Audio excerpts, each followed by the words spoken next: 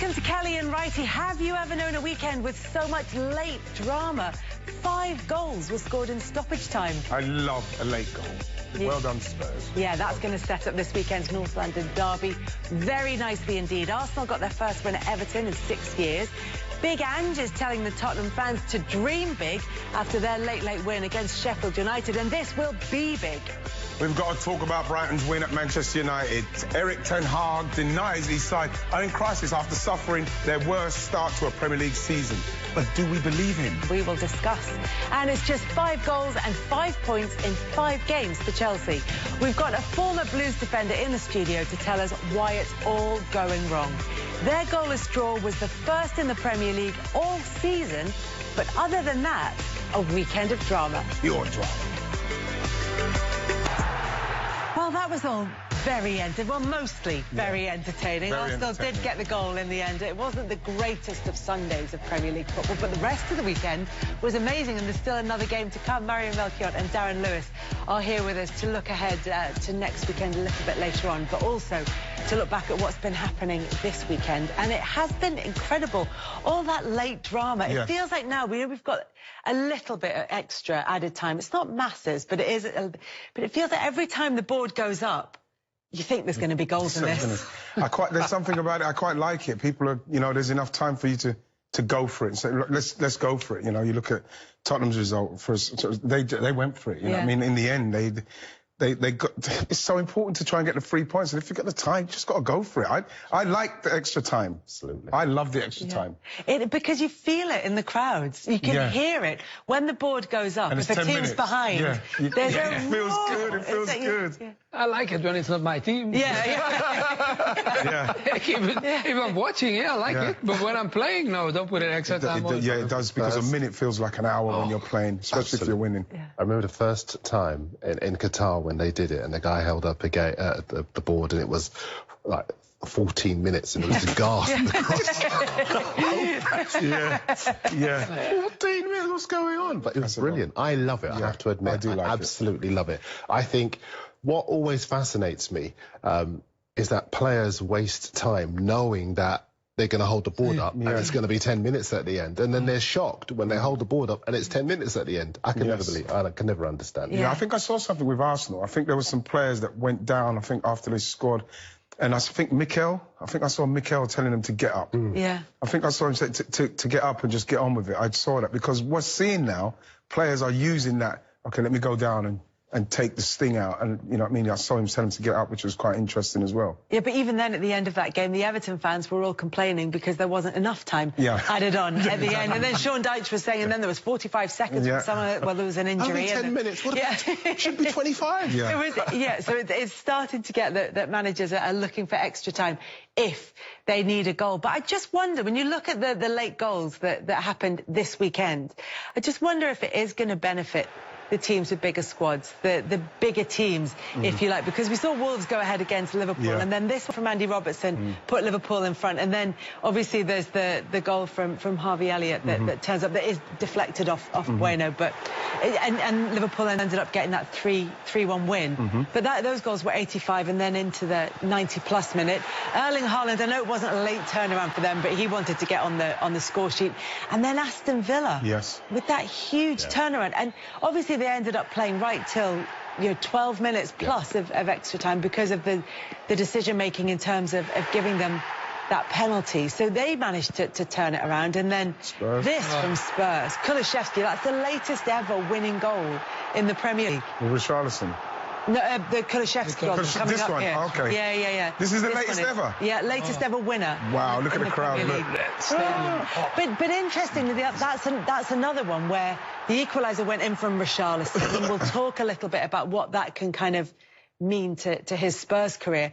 But as I said, we're going to look ahead quite early on, because normally we would reflect a bit more.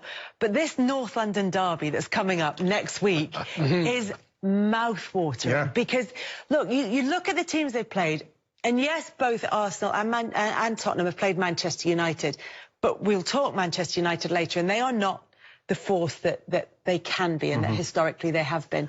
And apart from that, there's not really been anything in there that's been too tricky for them. And so for both sides, this is going to be their first real test of the season, and they've both come into it with almost identical records. I'm really looking forward to it. I'm really looking forward to it as well, because they're both, the confidence in both teams are good, and momentum.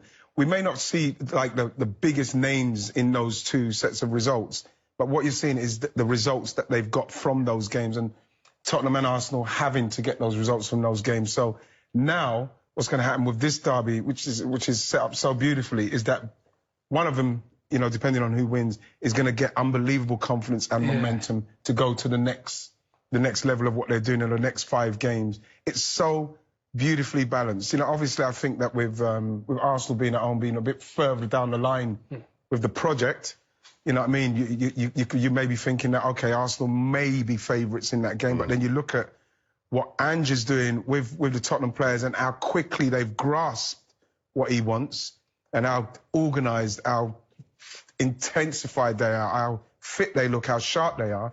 You think to yourself, well, this is just perfectly balanced. It's a beautiful matchup right now. Yeah, but he also did it pretty quick, huh? Because, you know, he had a big surprise. Of course, we don't have to go into selling your main striker and probably the striker of the league.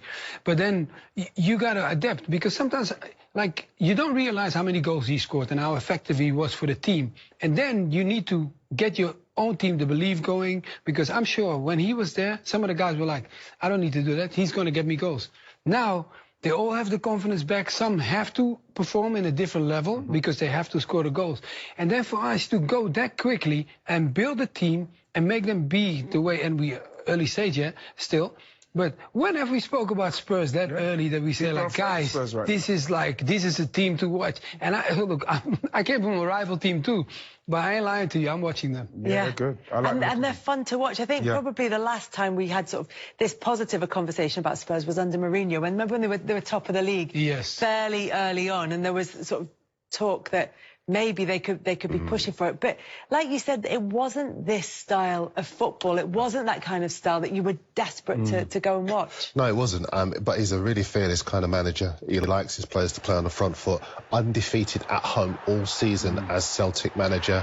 He's done the hard yards. I think he's a really good fit for this Spurs side, largely because a lot of people doubt him all the time. When he went to Celtic, who is this guy? A lot of people, even working in our industry in the UK, were very disparaging about him. When he was at Yokohama Marinos, people were disparaging about him back then as well.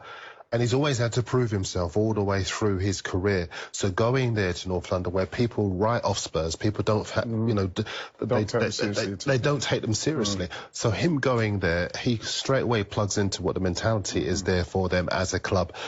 And with the Harry Kane thing, in particular, it's really striking because a lot of people felt that without Harry Kane, they'd be nowhere. But what they've done is, and I think I've said on the show before, they've needed to sell Harry Kane, rip that plaster off, because too many players hide behind Harry Kane. And now that he's gone, other players are stepping up. I think City and Brighton are the only teams that have scored more goals now than Spurs. So they do have that. 7 different Spurs players have scored goals so far this season. And it's just a responsibility that the players are assuming. Son, Maddison, Kulusevski, we just saw score a second ago. This moment right here, for me, I think is so telling about what the spirit that have engendered within this squad. Because Son's leadership there in pushing Richarlison to the fore. 1 goal since he'd arrived for £60 million 14 months ago. We saw him crying on the bench in midweek when he was playing for his club and he was substituted against Bolivia. But the confidence, you guys can speak better than me to the confidence he'll get from scoring this weekend. As a striker, and, you know, obviously he's coming for the money he's come for. You know, everything what he said about his personal life and what's going on, the way he's been managed to get to this point, and you could see the backing he's getting from the teammates. Because you know that if you can get Richarlison back to how, you know, we saw him when he was really flying at Everton, getting back to that with Son playing how he is, you know, Kulusevski playing like he is, you see Brennan Johnson when he starts to emerge, Maddison, you know, you've got Sarr, you've got Basuma playing as good as saw him when he was at Brighton, very stable at the back. You're looking at a team now that are very confident, and a player up front, if he can now throw in 10, 12 goals, which he's easily capable of doing with Richarlison now that his head's clear and everything, they're going to cause Did you problems. have a period where you went for a goal drought and then a goal went in for you and then suddenly you were flying? Yeah, when you do go through that kind of spell, like a 5, 6, 7 game, it's you know, it's very, people hear it all the time, it's quite repetitive to say it, but, you know, you just have to keep doing the same things. But when you're looking at the players now, with the amount of information that's coming to them all the time, the things that's happening in their personal lives, the thing they have to deal with, it's very hard to focus on just trying to score goals and do it. There's so much going on in his head. He seems to have stopped the noise in his head. The manager's given him time out of it and brought him in and eased him into it. And now, you know, we all know that he's had a little bit of problems in that. And now he feels more at ease. But as a striker, you do the same things and you just hope that once it goes in, you do feel like you're carrying on doing the normal things. But sometimes goalkeepers just make great saves. You maybe rush it because you're a bit worried. But then it's down to you to keep doing the same things that got you into the area. I covered Chelsea, right? And Shevchenko couldn't score goals. I remember it. And Crespo struggled as well. Difficult. You had so many strikers who struggled with that number 9. Sutton. Chris Sutton, Kesman was in Holland. Enjoying this now. We'll come back to Chelsea strikers firing later on in the programme. That's one of the things we'll be talking about. But it is, like you say, a historic problem. But for Richarlison, this could be a big goal. And one thing you've all picked up on is Son pushing him forward. And celebrations from other players within the squad. Ange Postecoglou has talked about, you know, that we don't know what happens in people's lives off the pitch. And there seems to be a real will from the rest of the squad. They want Richarlison to succeed, not necessarily for the team, but for him. You can see that. You could see that, you know. And also, when you watch Son as a captain, right, there are two sides that I saw during that clip. If you can read it really quickly, you can see a guy that wants to lead his team, but also understand the human side of a player, that you can feel it in yourself sometimes. If something goes wrong with one of the players in the team, sometimes people forget it. They think like, oh, man, people always think about the money we make, but they forget the human side that is making the money, because without being a human, you're not making anything. On the subject of self-belief that you were sort of alluding to there, Mario, one player who's going to have to be drawing on his reserves of self-belief in the coming weeks and months is Aaron Ramsdale, because it looks as though Mikel Arteta is going to be switching between goalkeepers for the foreseeable future, certainly in terms of, you know, playing David Raya in the game against Everton yesterday, and also because of what Arteta said about, you know, there are times when I do want to change a goalkeeper in the middle of the game, because that would be the thing to do, and why shouldn't I do that? Look, in terms of the clean sheets that they've kept, Aaron Ramsdale is ahead on that. But in terms of things like save percentages, Raya's ahead. He's made fewer errors that have led to goals. That, you know, there've been all kinds of comparisons made between these two, and obviously a lot's been made of Raya's distribution as well, which is something that Mikel Arteta is going to be looking at. Just because something's the way it's always been done doesn't mean it's necessarily the right way to go forward. But do you think, have two top choice goalkeepers? Now, before you answer, Burnley had 3 at one stage, didn't they? They had Pope, Heaton, and I can't remember the other. I couldn't remember. They had 3 goalkeepers at one stage. Henderson, was it Dean Henderson? Dean Henderson. Yeah. So there were 3 of them, and then I think that, you know, there was a time when Sir Alex Ferguson had Lindegaard with De Gea when David De Gea was just settling in. So it's been done temporarily. Well, so is it a long-term plan? Is it something that we could see? Well, what's going to happen is we're definitely going to see. There's going to be enough games this season for him to switch it around. I thought it was very interesting, him saying that he felt upset about the fact that during the game he wanted to maybe change the goalkeeper and he didn't do it, and he was upset that he didn't go through with it. I think that it's in Mikel Arteta's mind, it's fair game to have a goalkeeper, 2 goalkeepers of #1 stature, because if you look at the Everton game, it's the margins. If Arsenal are going to try and catch City and do it, it's going to be the margins. And he believed, after watching last season's loss to Everton with set pieces, I need a goalkeeper whose main attribute, one of his main attributes alongside his distribution, is he's coming and collecting the ball, which he done unbelievably. And those are the margins. And what I like is that he's brave enough to say, I might do that. Yeah. Now, you say about Aaron Ramsey, and now that's going to affect him. Aaron Ramsey as a number one at a club of Arsenal. I keep saying that too. I keep saying that Aaron Ramsey. Aaron Ramsdale as a number one at a club of Arsenal stature should always be thinking this could happen. Yeah. There's enough games for both of them. They're both going to push each other.